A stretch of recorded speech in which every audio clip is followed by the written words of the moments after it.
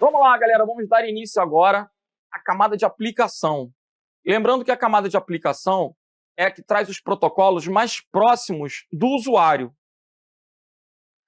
Alguns protocolos da camada de aplicação oferecem suporte para a máquina. Muitos protocolos da camada de aplicação oferecem suporte para o homem. Ok? Então, a camada de aplicação é que vai oferecer serviços.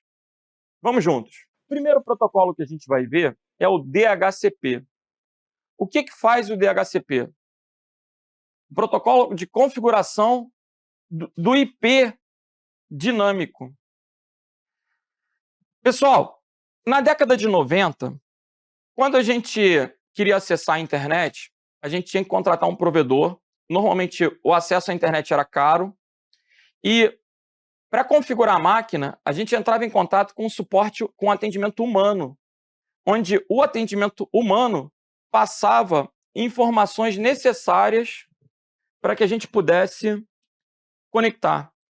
Alguém tinha que me fornecer um endereço IP, a máscara de subrede, que vai identificar dentro de qual conjunto de máquinas que eu vou estar na rede, o endereço do computador que vai me conectar com a internet, que é o portal para a internet, os servidores DNS. Olha só, eu tinha que pegar um monte de informações. Naquela época, a gente tinha desktop, um computador que ninguém ficava mudando de lugar e pagava um provedor. Conectava sempre através da mesma empresa. E volta e meia tinha que acessar esses dados para realizar essa configuração. Era chato. Agora, imagina se você ainda tivesse isso hoje, onde a gente tem equipamentos portáteis, equipamentos móveis, e que a gente se conecta à rede de diferentes lugares. Hoje eu pego o meu computador, eu quero usar o meu laptop no trabalho, na escola, na faculdade, em casa. E imagina se eu tivesse que, em cada um desses lugares, ficar perguntando para alguém os dados para que eu pudesse acessar. Eu não posso colocar um IP de forma aleatória. Se eu colocar um IP aqui 19 ponto alguma coisa, provavelmente alguém da Ford já está usando o IP. Cada IP no mundo tem o quê? Um dono. Então eu vou ter que pegar um IP emprestado, eu tenho que saber qual IP que eu vou usar. Não é uma coisa aleatória.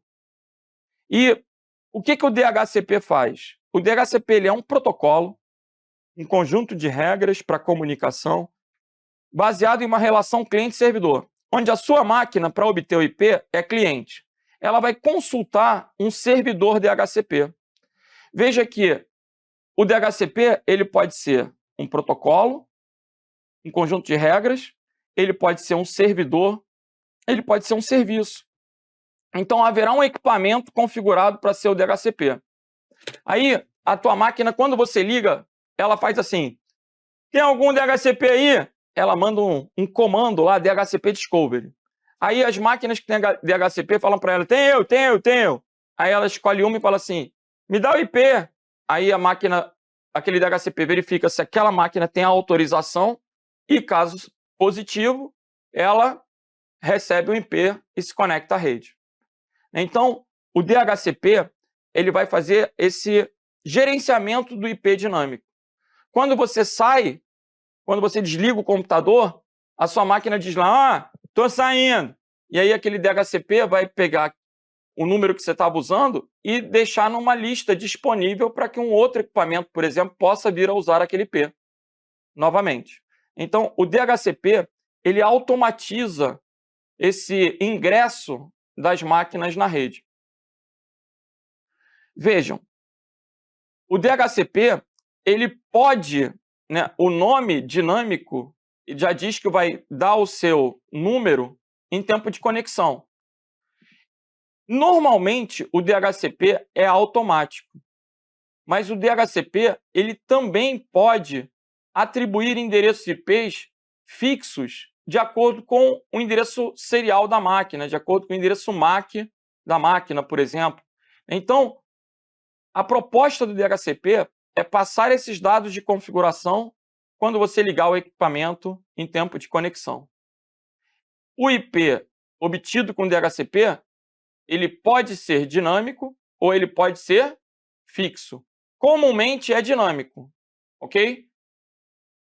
Bom, vamos que vamos. Lendo a teoria. É um protocolo cliente-servidor que automatiza as configurações de ingressos de uma máquina na rede. Legal. Através do DHCP, a máquina cliente obtém um IP dinâmico. Perfeito. O endereço da máscara de subrede, o endereço do gateway e os demais dados necessários. Ou seja, ela vai obter todas essas informações necessárias para comunicação na rede. Quando a gente marca a opção de obter IP automaticamente, o sistema operacional vai negociar o IP com o DHCP, que pode estar em um servidor, pode estar no roteador. Legal? Observação. Os protocolos da camada de aplicação são muitos. A gente está no primeiro.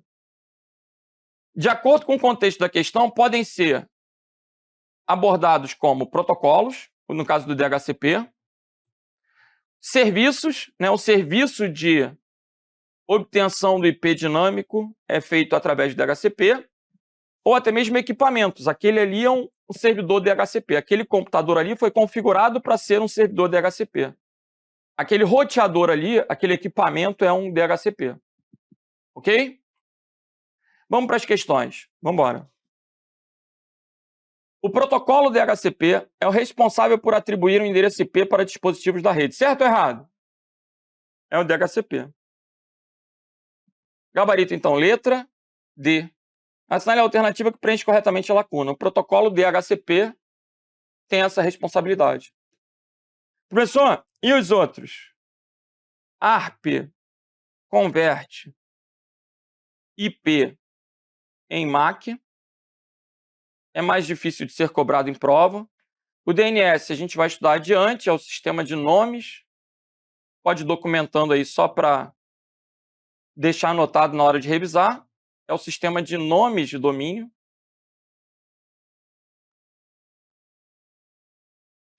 HTTP é o principal protocolo da camada de aplicação. Vai ser o protocolo de transferência de hipertexto para acesso a páginas. E o MAC é o endereço físico do equipamento. É como se fosse o serial da placa de rede. Ok? Gabarito, então, da questão letra D de delta. Vamos lá para a Federal da Bahia. O protocolo DHCP é um protocolo de configuração dinâmica. Configuração dinâmica, perfeito. Quando você ligar o computador, você vai, em tempo de conexão, obter dinamicamente os dados para que a sua máquina possa ingressar na rede. Um serviço utilizado para atualizar as configurações de rede. Certo ou errado? Certa questão.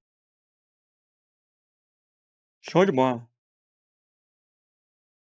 Bom, agora que a gente já aprendeu sobre o IP, sobre o DHCP, a gente vai ver que a internet ela só é amigável, ela só é fácil de ser usada graças aos domínios.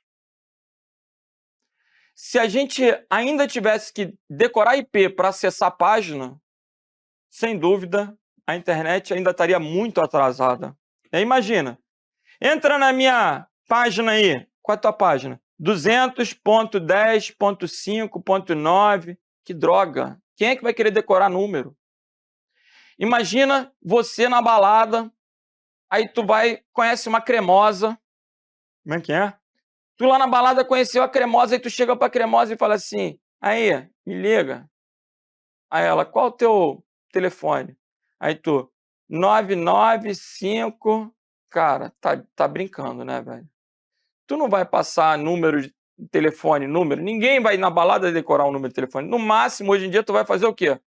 Pega meu perfil do Instagram, sei lá, né? Vai passar um nome. A gente tem nomes que são muito mais amigáveis do que números. Se número fosse amigável, ninguém se apresentava com nome, falava CPF. Então, nomes são fáceis de serem lembrados, nomes são amigáveis. Qual o nome dado a um conjunto de computadores de uma rede? É um domínio. Quando você coloca lá renato.com.br, isso é um domínio na internet. Agora, a hierarquia desse domínio, ela se dá da direita para a esquerda. O .br é o que tem maior hierarquia aqui. O .br é o nosso TLD, Top Level Domain. E aí, a entidade responsável por gerenciar esses nomes é a ICANN. ICANN olha aí, vocês estão vendo várias instituições dentro da internet, né? Você tem a IANA para os números IPs, a ICANN para os nomes de domínio, a OSI, a ISO, que criou o modelo OSI. Quando se pensa em rede de computadores, o I3E, Instituto de Engenharia Elétrica e Eletrônica para o Wi-Fi. A gente tem uma série de organismos criando padrões, gerenciando recursos. Então, na ICANN, o .br é o Brasil. E assim, cada país no mundo é representado por 2 letrinhas. Eu já vi concurso perguntando o que é o PT. PT é um partido? Não, meu filho, é Portugal. Portugal. ES, Espanha. Ah, entendi. O K, Reino Unido. E por aí vai. Professor, eu vou decorar todos os países do mundo? Ô, meu filho, são mais de 200 países no mundo. Você não vai decorar todos. Mas se cair uma questão na prova, você tem que ter a capacidade de inferir. E não pode reclamar que o tio Renato não ensinou, porque eu não vou ficar ensinando 200 países. Você tem que ter esse conhecimento tácito. Psicotécnico. Então, o BR é definido lá na ICANN. Aí aqui no Brasil, existe um comitê gestor de internet que cria os domínios de primeiro nível, como por exemplo, na verdade o .com ele já é convencionado pela ICANN. O .com é para comércio. Mas aqui no Brasil, por exemplo, a gente vai ter Floripa.br. A gente tem domínios relacionados a atividades empresariais, a atividades profissionais, a cidades. Existem dezenas de nomes de domínio. E aqui no Brasil, quem vai regular isso é o registro.br. Então, você pode entrar em registro.br. É interessante isso. Aí você vem aqui no cantinho superior esquerdo, ó, sobre domínios. Conheça as categorias.br. Qualquer um desses aqui pode cair em prova, gente. Aí eu vou ficar lendo. Cara, você tem que ter a capacidade de deduzir. Se cair lá, adm.br, ninguém precisa decorar que ADM é para administrador. Tá na cara. ADV é para advogado, ARC é para arquiteto. Uns não são tão sugestivos, né? Por exemplo, PSI. Tem gente que vai pensar em psicólogo, né? Mas PSI é provedor de serviço de internet. Porque o psicólogo é PSC. Então tem uns que acabam gerando confusão. Vale a pena passar, dar uma olhada, ver que existe domínio com uma letrinha, ó, b.br, banco. Existe com 2 letrinhas, tv.br, televisão. Né? A gente tem as cidades. Não precisa ter 3 letras, então, a categoria? Não, olha lá, campinagrande.br. Gente, eu sou do Rio de Janeiro, mas esse primeiro domínio aqui, ó, podiam ter melhorado isso, porque Nova Iguaçu, olha como é que eles criaram o domínio desse município da Baixada do Rio de Janeiro. Eles colocaram 9 e meteram Guacu. Olha lá, Nova Iguaçu. Que domíniozinho estranho. Domínios podem ter números. Podem. Não podem ser formados somente por números, senão não era nome. O domínio pode ser formado por letras e números. Não pode ser exclusivamente de números. Estou entendendo. Agora, já que a gente entrou nesse mérito, eu posso ter um domínio, por exemplo, A gente paga R$40 para registrar um domínio. Eu posso ter o domínio a.com.br? O que você acha? a.com.br. Não pode. Por quê? O domínio que você registrar tem que ter no mínimo 2 e no máximo 26 caracteres. Legal? Essas regras são interessantes. Eu posso ter a1.com.br? Posso. Está disponível, inclusive. Mas, professor, e um A? Um A pode também. Não está disponível o .com.br, mas tem até sugestões, ó, alternativas ao .com. Agora, eu posso ter um domínio, presta atenção, vascãodocoração.com.br. Você acha que eu poderia ter esse domínio? O que você acha? Vascão do Coração, com tio, com cedilha. Pode ou não pode? Claro que pode, gente. Olha lá. R$40 por um ano. Domínios brasileiros podem ter tio, pode ter cedilha, tranquilão. Podem ter hífen? Pode. É o único caractere especial permitido é o hífen.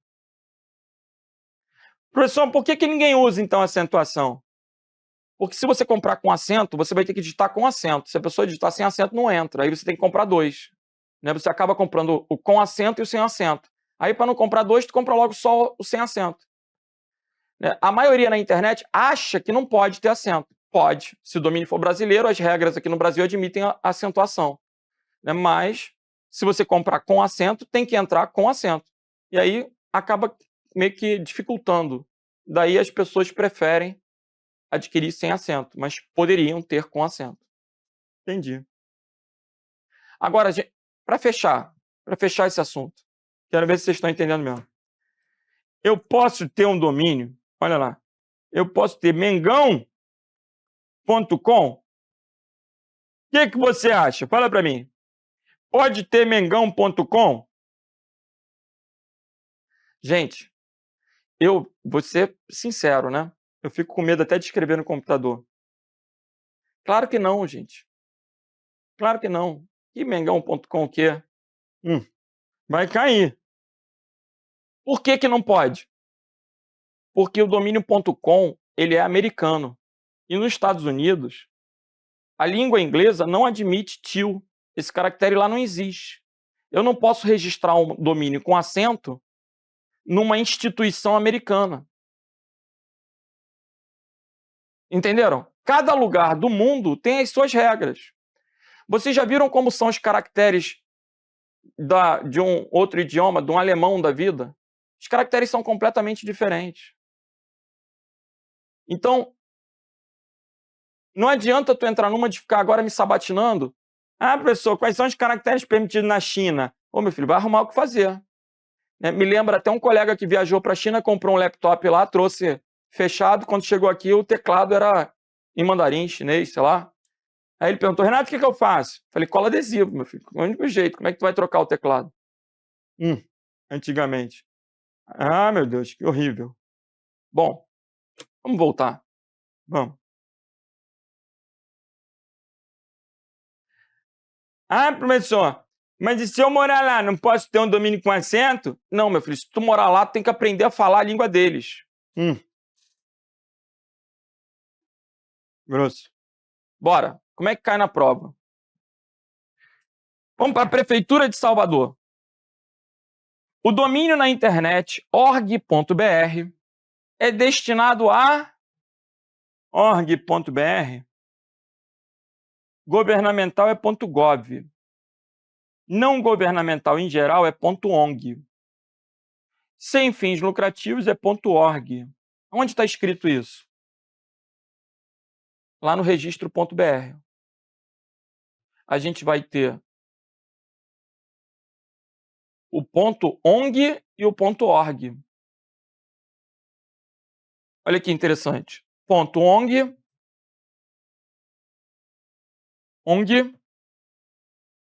atividades não governamentais, de maneira genérica. E o org, instituições não governamentais sem fins lucrativos. Então, gabarito aí, letra C de Charlie. Não pode errar uma questãozinha dessa na prova, gente. Beleza? Qualquer pessoa física, aí tem um monte, né? Tem até ponto .non, que é para nome. Qualquer pessoa jurídica também tem um monte. Você tem que começar a decorar. Eu me lembro que eu perguntei para um colega num aulão, foi engraçado pra caramba. Eu perguntei o que era ponto .ind. Aí ele gritou, índio! Oh, meu Deus. Indústria, né? Índia é indústria. Então, você tem que conhecer as categorias de domínio. Tá bom. Vamos voltar para as questões. Prefeitura de Jaguariúna. Considere a URL fictícia a seguir. https://google-facebook.itaú.com /instagram.php !domínio igual vunesp.com.br. Esse endereço é chamado de URL. Tem gente que confunde o conceito de URL com domínio. Eu preciso que você perceba que o domínio ele é parte de uma URL. A URL ela tem vários componentes. Aqui eu tenho um protocolo, seguido de 2 pontos //. Aí eu tenho o nome do servidor.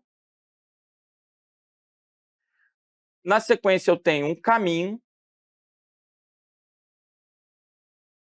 onde haverá uma query string.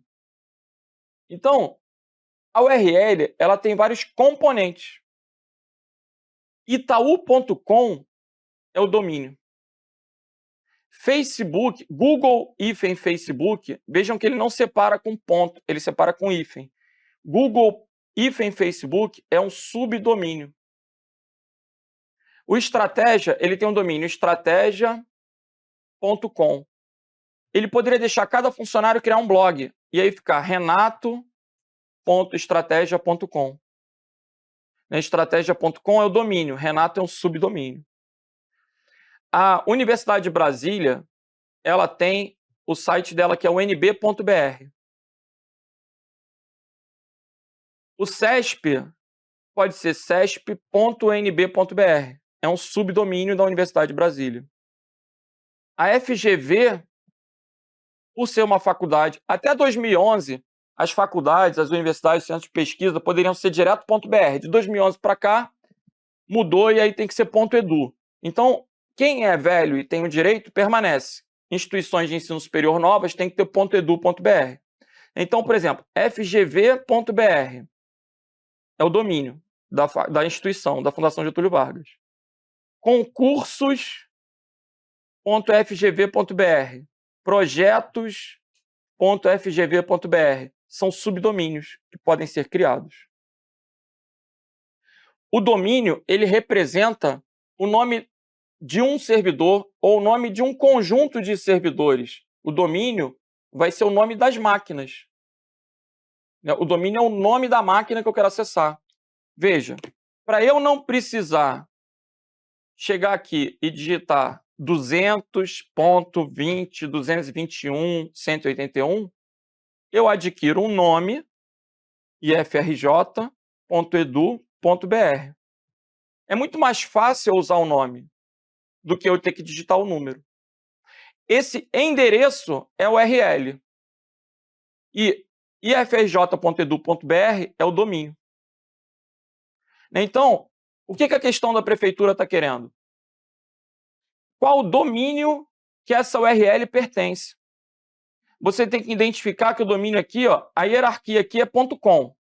Itaú.com é o domínio. .com indica que é um domínio americano de categoria comercial. Então, Itaú.com é o domínio. Beleza? E o que é o Google e Facebook? É o subdomínio. E o que é Instagram? É o caminho. Tudo que vem depois da barra a gente chama de caminho. Então, o gabarito aqui é o quê, gente? Letra D de delta. Vamos lá para o Ministério Público de Alagoas. Com relação ao domínio .br, avalie as afirmações a seguir. Agora tem que ter atenção, né? Questões da FGV você tem que ter atenção. É destinado a sites que estejam hospedados fisicamente no Brasil? A internet é uma rede global, pessoal. Se eu quiser contratar um serviço para minha empresa de internet, ela precisa ser brasileira? Qual o teu domínio? Qual o teu e-mail? Provavelmente você tem uma conta no Gmail. Gmail é gmail.com. .com não é brasileiro. Ah, o meu é .br. Que bom. Que bom. Mas assim, não faz diferença se teu domínio de e-mail é brasileiro ou não é. E daí? Ah, professor, mas o meu é .br. Tá, e quem disse que está hospedado no Brasil? Eu posso ter uma página registrada no Brasil, mas eu posso querer guardar a página em um servidor americano, se lá for mais barato que aqui. A internet não tem fronteiras, eu pago cartão de crédito internacional e pronto. Então, vejam, é destinado a sites que estejam hospedados fisicamente no Brasil? Não. Hospedados fisicamente, não. .br que estejam registrados no Brasil. Ok? O item 1, então, é falso. Se o item 1 é falso, eu já eliminei 3. Ó. Consequentemente, a 2 e a 3 não podem ser verdadeiras ao mesmo tempo. É regido por uma entidade brasileira? Sim. Qual é a entidade? Registro.br, pelo Comitê Gestor de Internet no Brasil. Se o item 2 é verdadeiro, o 3 tem que ser falso. E o que é o erro do 3? Qual é o erro do 3? Somente brasileiros restringiu. Incluindo os naturalizados, podem possuir um domínio .br? Não, pessoal. Os domínios no Brasil, para serem registrados, eles têm que ter um CPF ou um CNPJ válido. E quando a gente fala em CPF, o estrangeiro residente no Brasil pode ter CPF. E um outro detalhe, o estrangeiro que não reside no Brasil, ele pode dar uma procuração para alguém e um procurador registrar. Então, é necessário que haja um CPF ou CNPJ. Mas o CPF não é exclusivo de cidadão brasileiro. E, ainda assim, poderia ser feito por meio de procuração. Então, esse item está errado. Por isso, gabarito é o quê? Letra B de bravo. Ok?